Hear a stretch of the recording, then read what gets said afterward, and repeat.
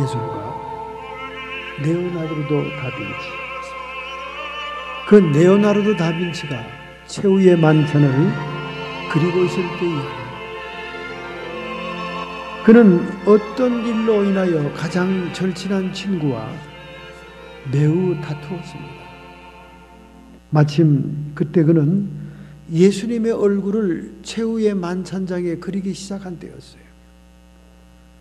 여러분, 주님의 얼굴을 상상하면서 그리기를 시도했지만은 예수의 초상화가 마음에 들게 이미지가 잡히질 않습니다. 진척이 되질 않았어요. 그는 그림 제작을 중단하고 며칠 동안 기도했습니다. 성경을 펼쳐놓고 주님을 명상했습니다. 실패의 원인을 알아보려고 애를 썼습니다.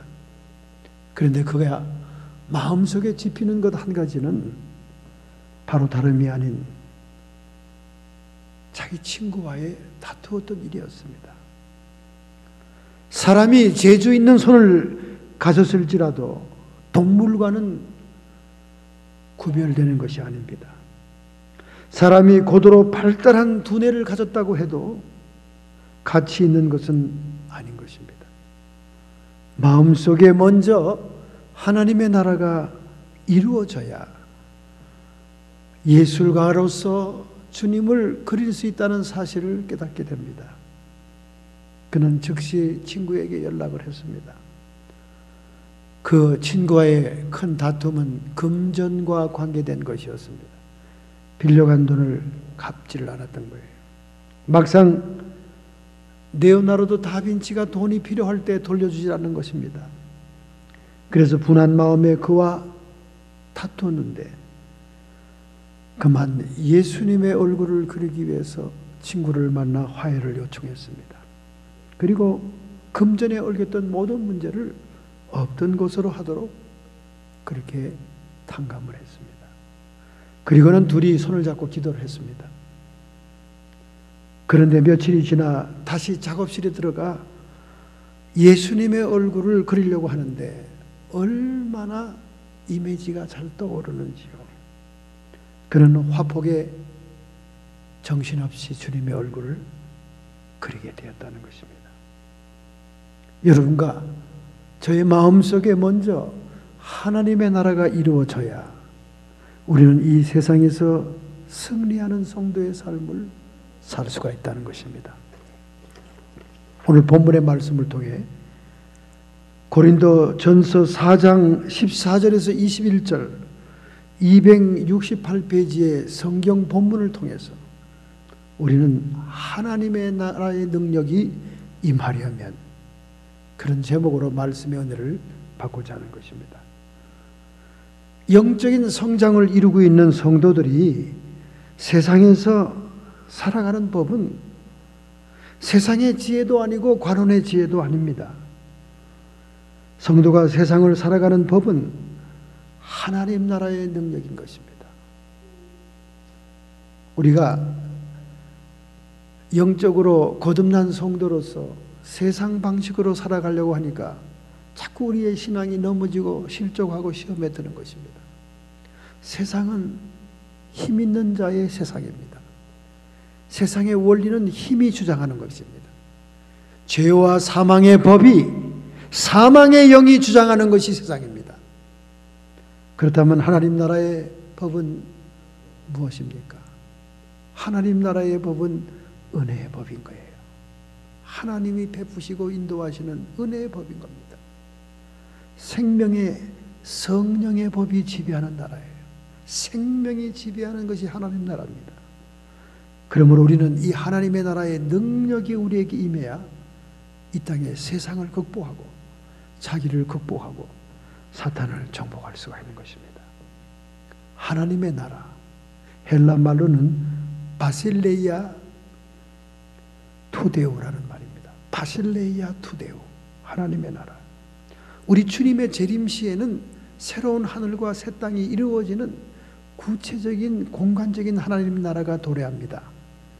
그러나 초림이신 예수님이 이 땅에 오셔서 고난받는 종으로서 대속물로서 희생하고 십자가의 죽으심과 부활과 승천으로 그 후에 성령님이 강림한 이 주님의 초림으로 말미암은 것은 영적인 하나님의 나라, 우리 거듭난 성도의 마음속에 들어오는 하나님의 나라,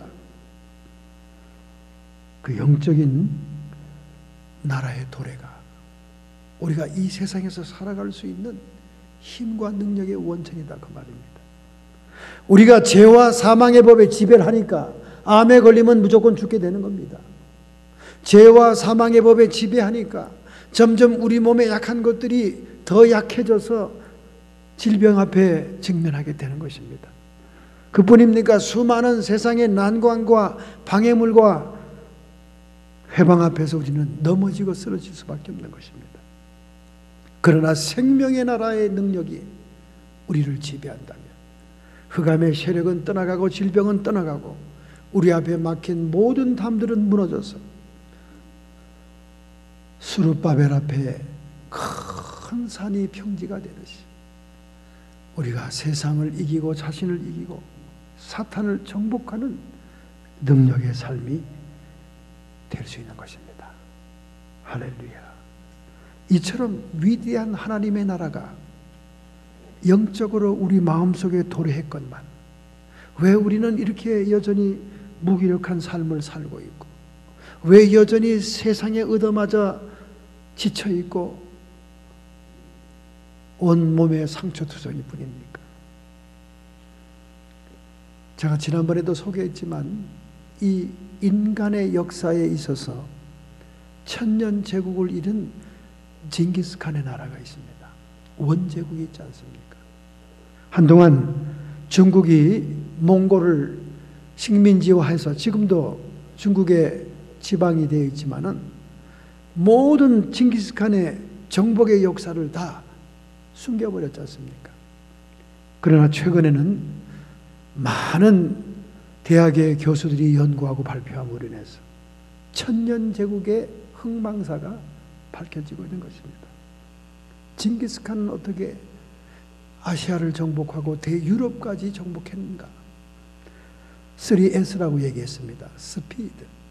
그들은 쪼락말 같은 작은 말을 타고 숨 쉴 겨를도 없이 달려서 목적지에 도착하는 속도전을 했습니다. 속도전. 그들은 어릴 때부터, 꼬마 때부터 말을 타는 사람들이었어요. 그래서 말 위에서 모든 걸 해결할 수 있는 사람들입니다. 쉬지 않고 말이 정복할 땅으로 달려가니까 그 스피드를 당할 나라가 없는 거예요. 얼마나 그들의 무장이 가벼운 줄 모릅니다. 화살도 조그만 소형 화살에다가 창검도 조그마죠. 몽골인 몸도 조그마죠. 쪼락말도 조그마죠. 그들이 군장으로 차고 있는 모든 것이 가볍기 때문에 그들은 속도를 낼 수가 있었던 거예요. 두 번째 S는 simplicity. 단순했습니다. 병참이 따라오질 않았어요. 모든 군대에 병참 군대가 전투병대보다 3배나 많게 뒤에 따라옵니다. 전쟁 중에 하시라도 먹을 식량과 그 모든 우양 가축과 천막과 그 천막을 칠 노예들과 함께 병참 부대가 따라와요. 그 병참 부대가 훈련된 군사가 아니니까 얼마나 더딥니까? 오는 속도가. 그들을 끌고 가면서 그들이 기습을 당하거나 기습이 떨어지면 전쟁을 수행할 수가 없는 겁니다. 그러나 몽고군은 심플리스티, 단순했어요. 그들은 모든 먹을 것을 차곡차곡했습니다. 그들 양쪽 허리에는 마유주, 염소젖이나 말젖을 삭힌 발효주가 음료수로 가죽 주머니에 있었고, 그 다음에 말고기 가루를 갈아가지고 미숫가루처럼 차고 있었습니다. 그리고 그들은 어디든지 말 타고 가면서 그 발효주를 꺼내서 미숫가루 타먹으면 그게 식사입니다. 얼마나 심플합니까? 병참 부대가 따라올 필요가 없어요. 그렇기 때문에 그들은 무서운 속력으로 정복지를 향해 갈 수가 있었습니다. 세 번째는 셀프 컨피던스. 그들은 정복하고 항복하는 성은 세금으로 그들 자신이 통치하고 자치할 수 있도록 해줬지만은 반항하고 성문을 열지 않는 성들은 잔혹하게 쳐 죽이고 파괴함으로 인해서 공포의 전략을 썼고, 그리고 그들은 정복할 때마다 자신감이 붙었습니다. self confidence. 자신감이 있습니다. 일당백의 군대가 되었습니다. 이런 무서운 속도로 그들은 천년제국 징기스칸의 대제국을 이루었다는 거예요. 여러분, 우리 십자가의 용사들이 징기스칸 몽골의 용사만 못합니까? 오늘날까지도 이어지고 있는 예수님의 제자의 충성도가 몽골의 병사보다 못하냐 그 말이에요. 우리가 이 세상을 살면서 하나님의 능력을 체험하고 하나님의 능력이, 나라의 능력이 임하지 않는다면 우리는 이 땅에서 숨쉬고 승리할 수가 없는 것입니다. 그러므로 우리가 하나님 나라의 능력이 임하는 조건이 무엇인가를 오늘 본문 말씀을 통해서 연구해 봐야 됩니다. 이 고린도 전서라는 이 편지는 디모데에 의해서 고린도 교회에 전달이 됩니다. 야심차게 사도 바울이 개척했던 이 교회는 그 당시에 동서를 잇는 교통의 요지인 항구 도시였습니다. 코린트. 그런데 굉장히 항구 도시가 문란하듯이 복잡한 상업 도시였어요. 우상 숭배와 음란과 태폐가 있는 그런 도시였습니다. 그래서 그 교회가 처음에는 성령의 임재와 은사로서 활발하게 부흥이 되다가 점점 세상 풍습이 교회 안에 들어와 가지고 세상 것들이 교회를 흔들어 놓기 시작하고 교회 안에 네파로 분열이 되면서 서로 분쟁하고 싸우는 현대교회와 같이 문제 많은 교회가 되고 말았습니다. 이 소식을 들은 에베소의 사도 바울은 디모데를 보내면서 편지를 그들에게 보내면서 그들에게 간절한 충고의 말을 전달하고 있는 것입니다. 오늘 우리 4장을 보니까 4장 초반부부터 쭉 중요한 말씀들을 전달하고 있습니다. 먼저 하나님 나라의 능력이 우리에게 임하려면 무엇이 조건이 되어야 되겠습니까? 그것은 주권이 회복이 되어야 된다. 하나님의 주권이 회복이 되어야 된다. 하나님의 주권이 회복되는 양상으로 3절부터 5절에 보니까 맡은 자에게 구할 것은 충성이니라. 하나님의 교회 임직자들, 하나님 교회에서 직분을 맡은 자들은 충성을 다해야 된다. 그리고 모든 판단은 judgment, 판단은 하나님께 맡겨라. 최후의 판단은 하나님만이 하시는 것이다. 오늘날 교회 안에 수많은 분열과 분쟁과 다툼과 증오의 역사는 서로가 서로를 판단하기 때문에 그래요. 크리티시즘을 얘기하는 거 아닙니다. 여기 자즈먼트를 얘기하는 거예요. 자즈먼트는 최후의 심판, 하나님만이 판단할 수 있는 분입니다. 그런데 성도가 성도들을 판단하면서 끊임없이 분쟁과 파당을 짓고 있는 것입니다. 그래서 너희들끼리 서로 대적하고 판단하지 말고 하나님께 그 판단을 맡겨라.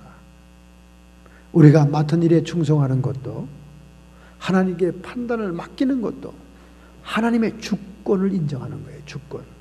하나님의 주권을 인정하라고 말해요. 우리가 하나님의 주권을 인정하면 인정할수록 교만한 자리에서 내려옵니다. 그리고 겸비해지지요. 겸손해집니다. 남을 나보다 낮게 여기는 마음이 생기기 때문에 겸비해지는 거예요. 겸손해지는 거예요. 왜 교회에 새로운 성도들이 오면 그 이상한 눈으로, 곁눈으로 보면서 비판합니까? 판단합니까? 싹수가 노랗다는 둥, 성격이 급하다는 둥, 왜 그렇게들 판단들 하세요? 그래서 왜 실족하게 만듭니까? 왜 그래서 그 교회를 떠나게 만듭니까? 도대체 이해할 수 없는 일이 벌어지고 있는 거예요. 그렇게 판단을 할 만큼 여러분 자신이 성숙되고 완전한 자가 아닙니다. 누구를 판단할 만한 입장이 아니에요. 예수님께서 하신 말씀을 항상 기억해야 됩니다. 죄 없는 자가 돌을 들어 쳐라. 여러분이 죄가 없어야 돌을 들어 칠 수 있는 자격이 있는 것인데, 나도 넘어지고 좌쳐지고 신앙생활하기 힘들고 마음은 원인으로 육신이 따라주지 않은 실정인데, 뭘 그렇게 사람들이 새로 나타나면 그렇게 깔고 보고 아래로 자꾸 내려보면서 이러쿵저러쿵 말들이 많습니까? 이거는 겸비한 성도의 태도가 아닌 거예요. 판단하는 교만한 자의 자리에 앉아 있는 겁니다. 정말 이 강대상에서 쳐다보면 한탄스럽게 짝이 없습니다. 도리어 십자가의 고난에 동참해야 됩니다. 십자가의 고난에 우리는 동참해야 돼요. 그리스도의 남은 고난에 동참하기 위해서 하나님의 교회에 일에 힘써야 되는 것입니다. 사도 바울은 말합니다. 일만 스승은 많지만은, 가르치려고 하고 단순히 강의하고 이론과 말하는 사람은 많지만은 영적인 아비는 없다. 굉장히 중요한 말입니다. 영적인 아비가 뭡니까? 해산의 수고를 해서 영혼을 양육탄생하고 양육시키는 자가 없다고 말해요. 이론이나 던지고 지식이나 던지고 말만 많이 하는 것이 그 사람은 영을 낳게 하는 것이 아니라는 거예요. 해산의 수고, 하나님의 형상, 그리스도의 형상이 이루기까지 내가 해산의 수고를 한다. 아기 낳는 것과 같은 그런 정성과 고통이 들어간다는 것이, 이 모든 것이 하나님의 주권을 인정하는 것입니다. 할렐루야. 오늘 여러분과 제가 하나님의 주권을 인정하기만 한다면 하나님 나라의 능력이 부음받는다 그 말이에요. 할렐루야. 하나님의 주권이 인정되지 않은 곳에 하나님 나라의 능력이 임하지 않습니다.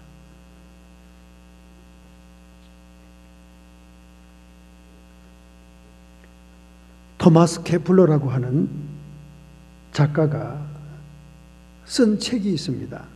그 책의 이름은 성자와의 여행, A Journey with the Saints라는 책입니다.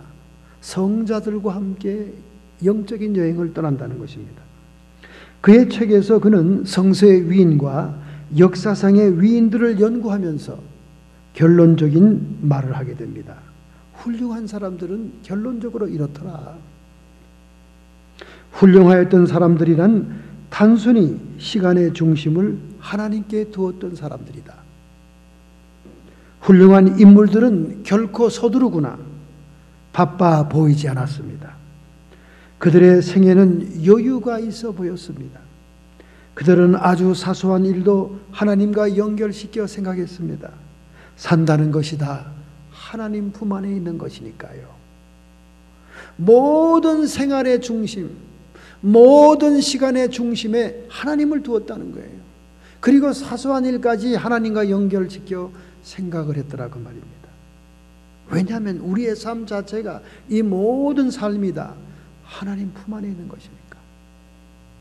이것이 바로 오늘 우리 본문에서 얘기하는 하나님의 주권을 인정하는 행위입니다. 자세예요.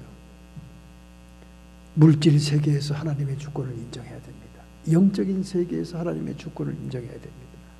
여러분의 시간과 여러분의 삶 속에서 하나님의 주권을 인정해야 됩니다. 자, 이렇게 얘기하면 아직도 이해가 안 되는 분도 있을 거예요. 더 쉽게 얘기합니다. 잠언서 3장 6절에 말씀합니다. 너는 범사의 그를 인정하라. 그리하면 내 길을 지도하시리라. 할렐루야. 우리가 하나님의 주권을 인정한다는 것은 범사에, 내 모든 삶의 전체에 하나님을 인정하는 거예요.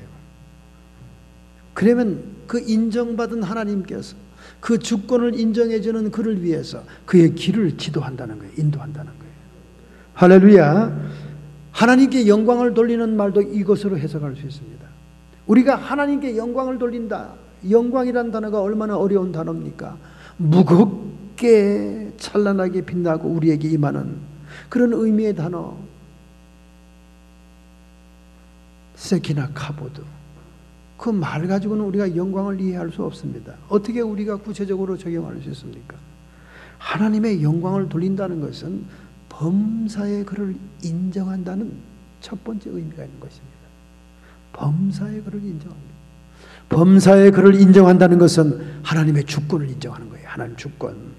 하나님이 주관자이시고 하나님이 우리의 길을 인도하는 가장 주인이시고 메스터고 예배의 대상임을 인정한다는 겁니다.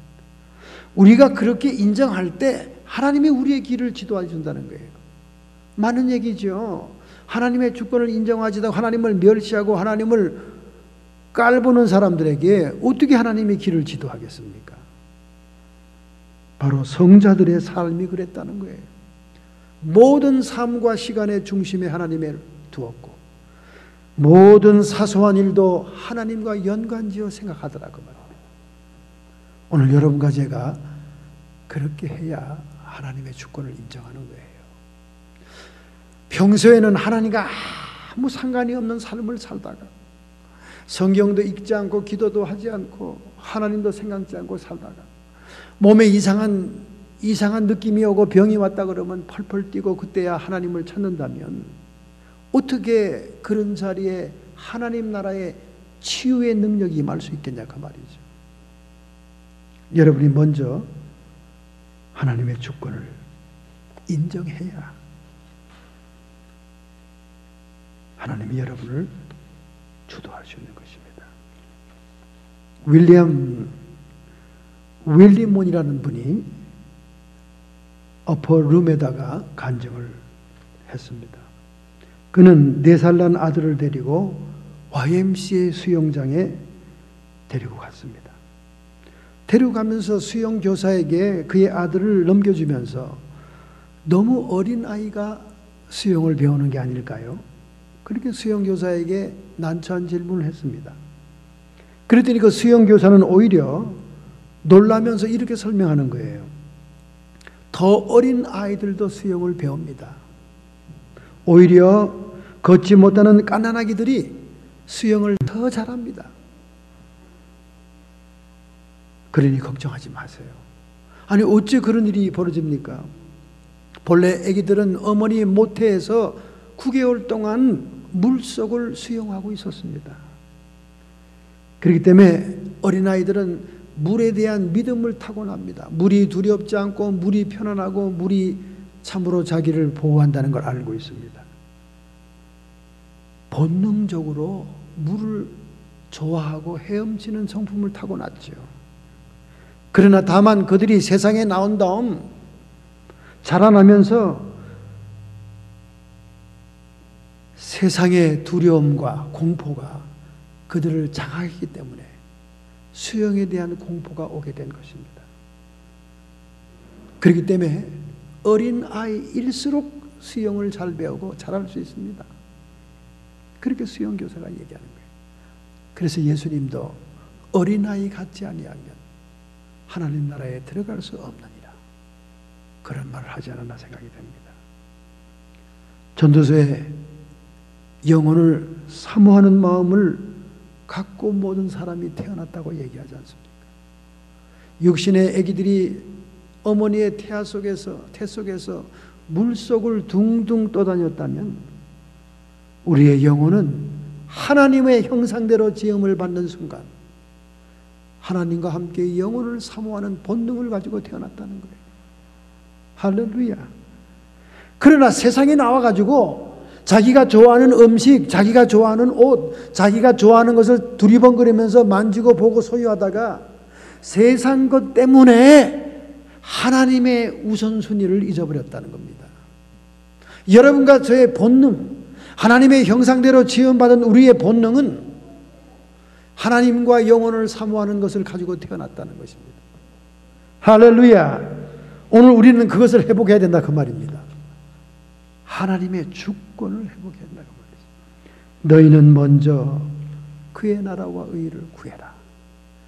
그리하면 너에게 모든 것을 더하리라. 하나님의 우선순위를 우리에게 얘기하고 있잖아요.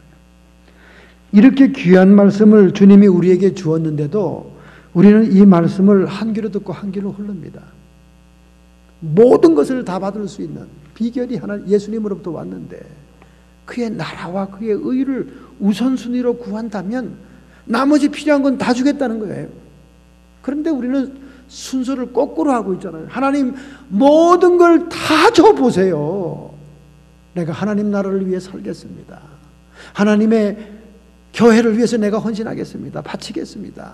우리 맨날 거꾸로 얘기하잖아요. 거꾸로. 아니라는 거예요. 아니라는 거예요. 먼저 그의 나라와 의를 구하면 나머지는 다 허락해 주겠다는 거예요. 이 동전의 앞뒤 순서만 바꾸면 되는데 우리가 이 하나님의 주권을 회복하지 못하고 있습니다.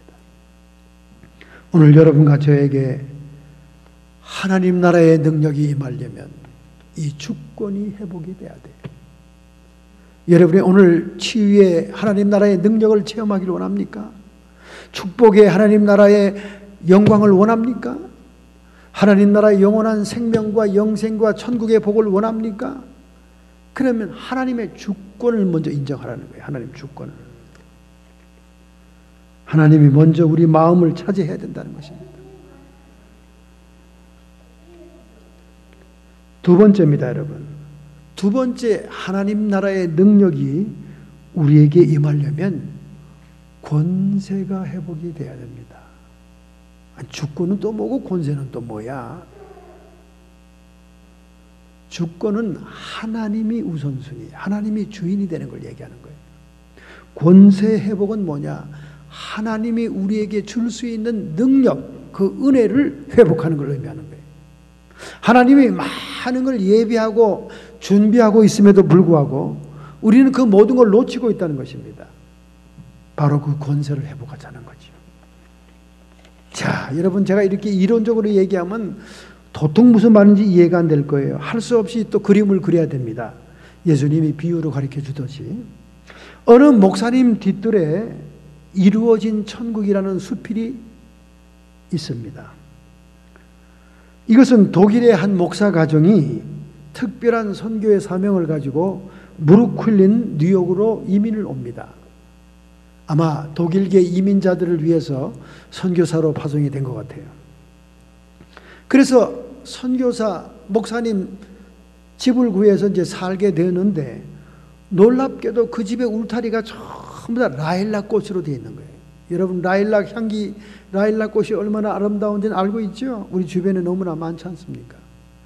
그러니 얼마나 이 독일에서 온 부부와 목사님 가정과 아이들이 좋은지 몰라요.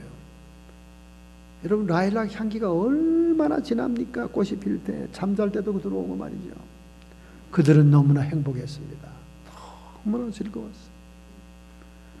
그래서 아침이 일찍 일어나면 아침 기도를 마치고 부부가 서로 팔짱을 끼고는 그 울타리를 쭉 옆으로 걷습니다. 라일락 나무 밑으로 향기를 맡으면서.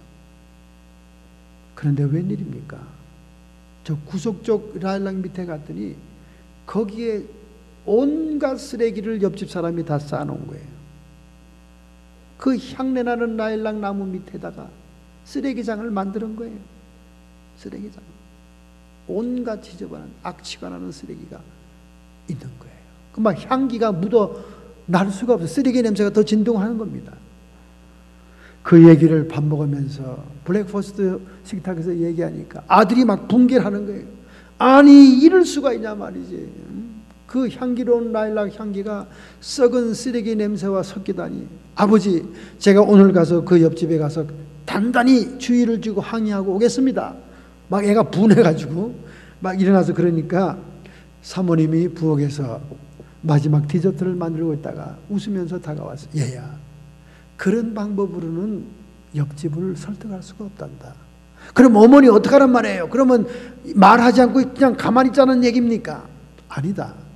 네가 그 집을 찾아가는 건 내가 환영한다. 다만 방법을 다르게 하라는 거예요. 무슨 방법을 씁니까? 그랬더니 그 어머니가 얘기한 말을, 라일락을 많이 잘라서 꽃다발을 만들어라. 라일락 꽃다발을 만들어서, 아름답고 향기나는 꽃다발을 만들어서 그것을 문 열고 갖다 선물하면서 라일락 향기가 얼마나 좋습니까? 우리가 서로 이 나무를 잘 보호합시다.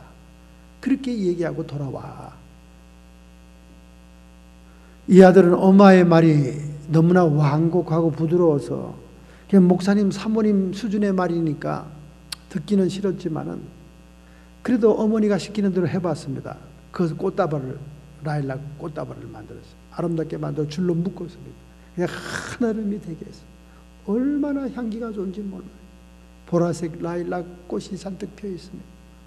그것을 가지고는 띵동 하고 옆집에 들어갔더니 인상이 험악한 아저씨가 턱 나오는 거예요. 이 아들이 좀 놀라긴 했지만은 꽃다발을 안겨주면서, 아저씨, 옆집에 사는 토마스의 가정입니다. 우리가 이 라일락을 잘 갖고 와서 동네에 향기가 진동하게 하면 좋겠네요. 그러고는 꽃다발을 탁 안겨주고 왔다는 겁니다.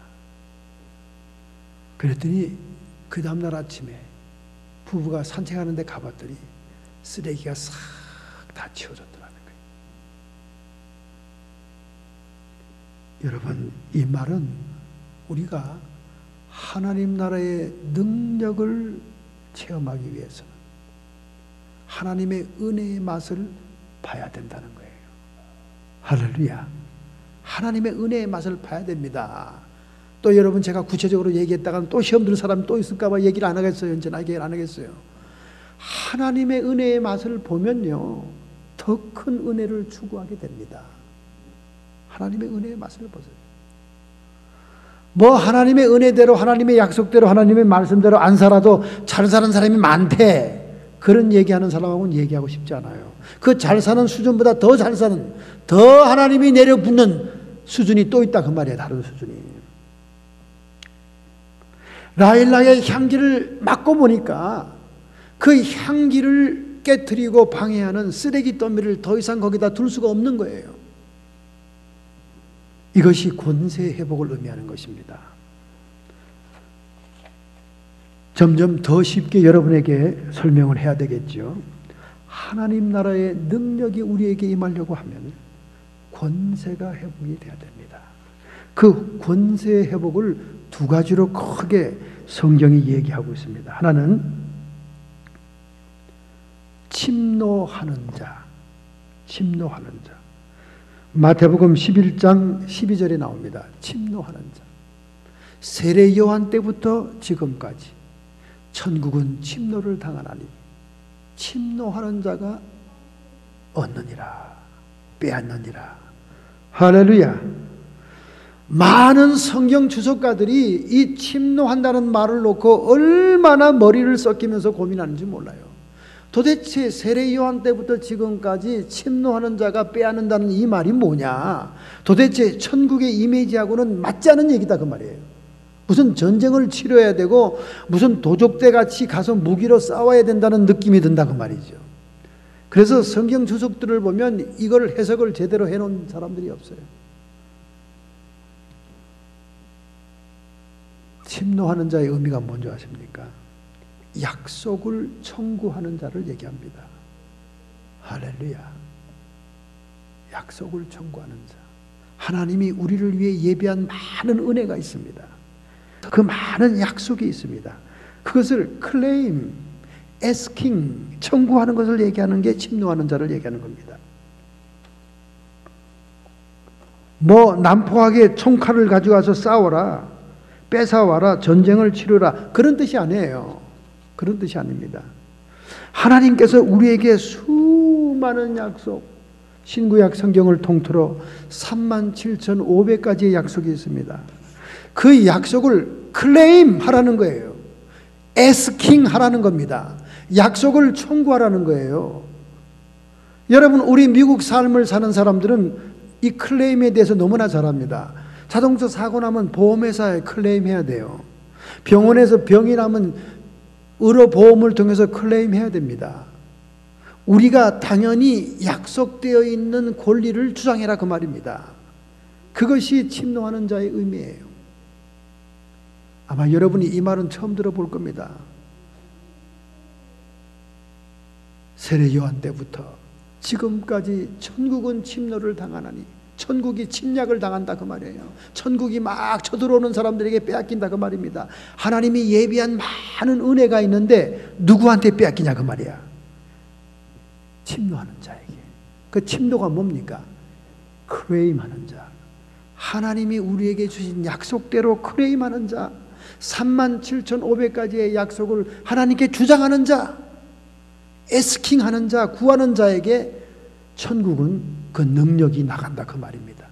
할렐루야. 요 며칠 전에 죽을 병에, 불치의 병에 걸린 사람 중보기도의 기도 부탁을 받고 기도하는 가운데 기도 부탁한 사람을 또 만났습니다. 그분이 하는 말이, 저희 아내는 이 병에 대해서 아무런 하나님께 요청을 하고 있지 않습니다.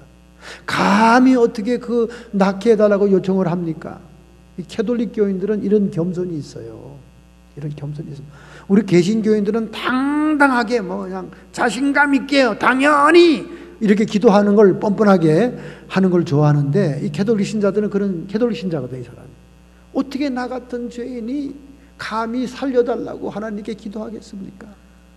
다른 기도는 해도 이 기도는 못하죠. 목사님, 그 기도는 우리 아내가, 제 아내가 하고 있지 않습니다. 그래서 제가 단호하게 얘기했습니다. 지금부터는 성경에 약속된 대로 그가 채찍에 맞음으로 나음을 입었도다, 그 약속대로 클레임, 청구, 에스킹을 해야 하나님 나라에 살리는 능력이 임합니다. 할렐루야. 그 얘기를 제가 눈을 똑바로 뜨고 심각하게 그 사람에게 말했습니다. 물론 나 같은 죄인이 감히 살려달라고 얘기 못하는 그런 겸비한 마음은 참 좋은 캐톨릭 성도들의 마음입니다. 그러나 천국은 침노하는 자가 빼앗는다니까. 그 침노하는 자가 무슨 뜻이냐? 약속을 청구하는 자. 하나님이 우리에게 예비하고 약속했던 수많은 은혜, 보물 창고에, 문지기에 가서 그 좀 주세요 약속했으니까 이렇게 청구해라 그 말입니다. 할렐루야. 그럼 그런 사람들이 천국을 빼앗는 거예요. 하나님의 능력이, 천국의 능력이 임하게 되는 것입니다. 그것은 뻔뻔한 일이 아니에요. 그것은 당연한 하나님의 자녀로서의 권리입니다. 이제부터는 하나님께 성경에 있는 약속을 들어서 구하는 약속 청구의 역사가 있기를 바랍니다. 이것이 권세를 회복하는 첫 번째 길이에요. 두 번째 권세를 회복하는 길은 뭐냐? 두 번째, 기도의 선포를 얘기합니다. 기도의 선포. 그러니까 권세를 회복하는 첫 번째는 약속을 통해 청구하는 것이고, 두 번째는 기도로 선포하는 것입니다. 기도로 선포하는 것을 마태복음 16장 18절 19절과 마태복음 18장 18절 19절에 기록되어 있습니다. 또 내가 내게 이르노니 너는 베드로라. 내가 이 반석 위에 내 교회를 세우리니 음부의 권세가 이기지 못하리라. 내가 천국의 열쇠를 너에게 주노라. 내가 땅에서 무엇이든 매면 하늘에서도 매일 것이요, 내가 땅에서 무엇이든지 풀면 하늘에서도 풀리리라. 이 똑같은 말씀이 마태복음 18장 18절 19절에 나옵니다. 그 다음 후에 이렇게 나오죠. 두세 사람이 내 이름으로 모인 그곳에 나도 그들 중에 있느니라. 중보 기도하고 합심 기도하고 기도하는 무리 속에 주님이 함께 있다는 겁니다. 그러므로 권세를 회복하는 두 번째 성경이 제시한 것은 맺고 푸는 기도의 선포의 일입니다. 기도로 선포하는 거예요. 왜? 우리 몸된 교회에 천국의 열쇠를 맡겼기 때문에 두세 사람이 모여 기도하는 교회의 기도의 모임 속에 하나님은 열쇠를 움직인다는 거예요. 하나님의 권세가 회복된다는 것입니다. 할렐루야. 본래 이 열쇠라는 천국 열쇠의 역사적인 그 예표가 이사야 22장 22절에 나오지요. 내가 다윗의 집의 열쇠를 너의 어깨에 두리니 그가 열면 닫을 자가 없고 닫으면 열 자가 없느니라. 이 다윗의 왕조 히스기야 왕 시대에 엘리야김이라고 하는 궁중 대신에게 창고의 열쇠를 맡기면서 하는 얘기예요. 하나님이 선포한 얘기입니다. 이것은 장차 우리 교회 천국을 모형하는 겁니다. 다윗의 왕조는 교회의 모형이요, 다윗의 왕조는 하나님 나라의 모형입니다. 그 하나님 나라 교회의 천국의 열쇠를 엘리야김에게 맡긴다 그 말입니다. 엘리야김은 그 당시 다윗의 왕조를 대표하는 왕의 대표자였어요. 즉 히스기야 왕이 보좌에 앉으신 하나님을 예표한다면 엘리야김은 이 땅에 오신 예수 그리스도를 예표하는 거예요. 엘리야김 같이 예수님으로 예표된 그가 열쇠를 받는 것입니다. 즉 예수님께서 음부와 천국의 열쇠를 받아가지고 있다가 주님이 부활 승천하시고 성령을 보내 교회를 세우면서 교회에다가 그 천국의 열쇠를 맡겼다는 겁니다. 할렐루야.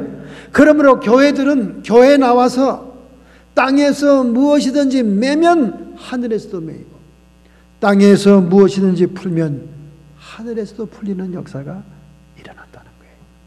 할렐루야. 이것이 권세 회복입니다. 그러므로 하나님 나라의 능력이 우리에게 임하기 위해서는 우리가 하나님의 약속을 붙들고 그것으로 하나님께 에스킹하고 클레임하면서 기도하는 일, 그것이 하나님의 나라의 능력이 우리에게 임하게 하는 역사의 통로입니다. 할렐루야. 그러므로 여러분, 이 아리랑 고개와 같은 기도의 고개를 넘지 않으면 아무것도 우리에게 성취되는 게 없어요. 아무것도 우리에게 손에 잡히는 것이 없습니다. 반드시 하나님의 약속을 붙들고 기도해야만 하나님 나라의 능력이 우리에게 임한다 그 말입니다. 할렐루야. 오늘 여러분이 너무나 귀한 말씀을 들었습니다. 평생 여러분의 마음속에 둬야 될 말씀들입니다.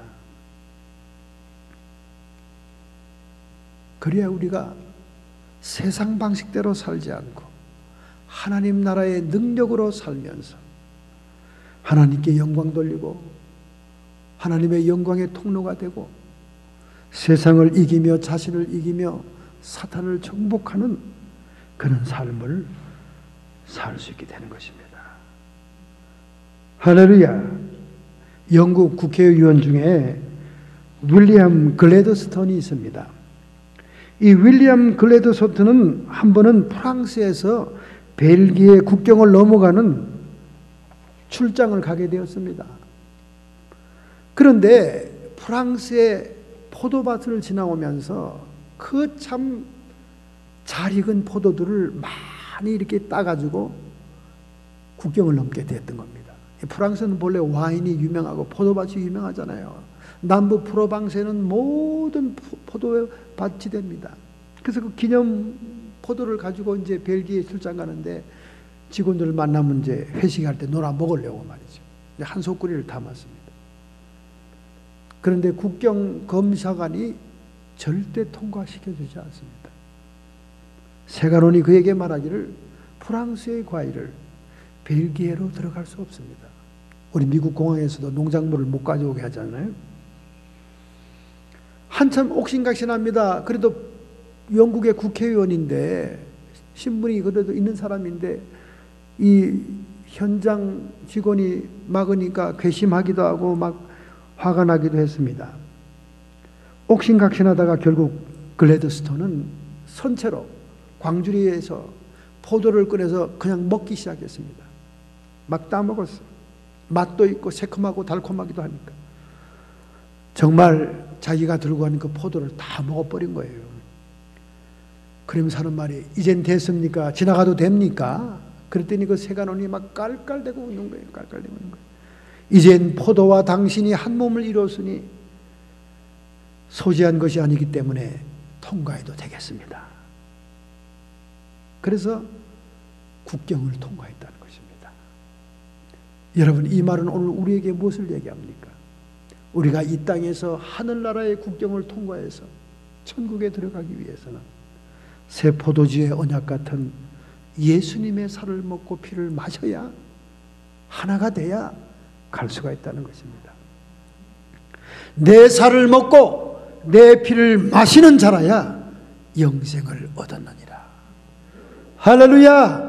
왜 예수님이 자기의 살을 먹고 자기의 피를 마시라고 먹는 얘기를 합니까?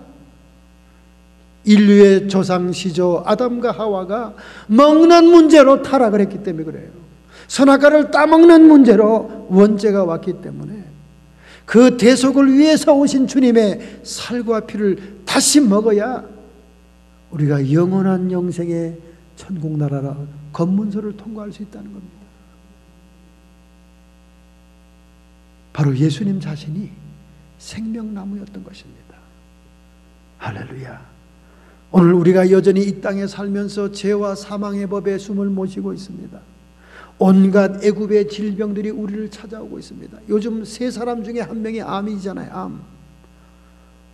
우리 주변에 잘 아는 사람들, 가까이 지내던 사람들이 암이잖아요. 암. 카이자 병원에 가서 4시간씩 암 방사선 치료를 하고 오면 정말 죽을 맛이라는 거예요. 토하고 음식이 들어가지 않고. 그런 암에 걸린 사람이 3사람 중에 하나, 감기 걸린 것처럼 얼마나 많습니까? 누가 암 걸렸다 그러면 걱정스럽잖아요. 걱정스럽잖아요. 언제 누구에게 닥칠 줄 모르니까. 오늘 신문에 보니까 미국 사람들은 암 걸렸다 그러면 의사들이 쓴 글입니다. 모든 방법을 동원하려고 눈을 번쩍거린다는 거예요. 살아보려고. 근데 한국 사람들에게 암이라 그러면 전부 다 고개를 푹 숙이면서 인제는 죽었구나. 그렇게 생을 포기하는 사람들이 대부분이라는 거예요. 그 의사들이 말하기를 그렇게 하지 말라는 겁니다. 지금 세상은 암도 많이 정복하고 그리고 사형 선고를 받고도 수년씩 사는 사람이 많기 때문에 포기하지 말고 의욕을 가지고 적극적으로 치료받을 수 있는 방법을 찾아 나서라는 겁니다. 자, 그러나 우리는 이 죄와 사망의 법이 지배하고 갖가지 많은 질병들이 우리에게 몰려온다 할지라도 우리는 생명의 성령의 법에 의지하는 하나님 나라의 능력이 임하는 삶이 되어야 될 줄로 믿습니다. 할렐루야. 오늘 이러한 하나님 나라의 능력이 여러분에게 임하기 위해서, 여러분의 치료가 되고 여러분에게 은혜가 되기 위해서 기록된 바 하나님이 자기를 사랑하는 자를 위하여 예비한 모든 것은 눈으로 보지 못하고 귀로도 듣지 못하고 사람의 마음으로 생각지 못하였다 함과 같으니라. 우리 하나님이 성령으로 이것들을 우리에게 보이셨으니 성령은 모든 것 하나님의 깊은 것이라도 통달하시느니라. 할렐루야. 하나님 나라의 능력이 성령을 통해 우리에게 임하는 것입니다. 우리를 위해 예비한 모든 것들, 눈으로 보지도 못하고 귀로 듣지도 못하고 사람의 마음으로 상상치 못했던 것들이 우리를 위해 준비되어 있기 때문에 우리는 먼저 범사의 주님을 인정함으로 주권을 회복하고 그리고 권세를 회복해야 됩니다. 권세를 회복하되 천국에 침노하는 자가 되어야 돼요. 천국에는 각가지 예비된 은혜와 약속이 많습니다. 그 약속을 통해 크레임해야 됩니다. 에스킹해야 됩니다. 약속을 청구해야 됩니다. 하나님, 내가 이런 상태에 있는데 이 약속의 말씀이 있지 않습니까? 이 말씀을 이루어 주시옵소서. 그리고 땅에서 매면 하늘에서도 매이고 땅에서 풀면 하늘에서 풀리는 천국의 열쇠, 우리의 기도의 키를 움직여야 됩니다. 우리는 기도하지 않고는 이 세상을 극복하고 이길 수가 없습니다. 기도의 고개를 반드시 넘어야 됩니다. 그러므로 우리는 육신의 양식을 먹는 것만 조급하게 생각하지 말고 그날 하나님의 약속의 말씀 성경과 그리고 기도로서 세상을 극복하고 승리하고 이길 수 있는 하나님 나라의 능력이 임하는 놀라운 축복을 체험하기를 원합니다. 이런 마음, 이런 결단, 이런 결심을 하신다면 오늘 여러분의 가슴에 손을 얹기 바랍니다. 여러분의 육체의 질병과 고통 속에 손을 얹기 바랍니다. 여러분의 마음의 상처에 손을 얹기 바랍니다. 전능하신 하나님 나라의 능력이 우리에게 임할 때 세상의 힘의 세력들은 다 떠나가는 줄로 믿습니다. 너희가 세상에서 환난을 당하나 내가 세상을 이겼다 하시는 주님의 생명의 성령의 법이 오늘 우리를 주관하게 하옵소서. 이렇게 살기를 결단하고 결심하는 성도들 피 묻은 손으로 안수해 주시옵소서. 성도의 육체와 정신에 역사하는 모든 질병들아 예수님의 이름 권세로 그 고통과 함께 쫓김 받을지어다. 사망아 떠나갈지어다. 생명이 부음받을지어다. 우리의 마음속에 성령의 평강과 기쁨이 충만케 해 주시옵시고 흔들림이 없고 변함이 없는 주님을 우선순위, 주님을 주권자로 마음속에 모시게 해 주옵시고 악한 마귀 사탄 귀신의 시간 예수님의 승리하심과 권세로 이 시간 쫓김 받을지어다. 일곱 길로 쫓김을 받을지어다. 떠나갈지어다. 해방하지 말지어다. 하나님 승리를 믿습니다. 우리 예수님 십자가의 승리를 선포했습니다. 하나님 영광 받아 주시옵시고 하나님 나라의 능력이 항상 우리의 삶 속에 따라오는 축복의 삶이 되게 하옵소서. 예수님의 이름으로 감사하며 축복하며 기도합니다.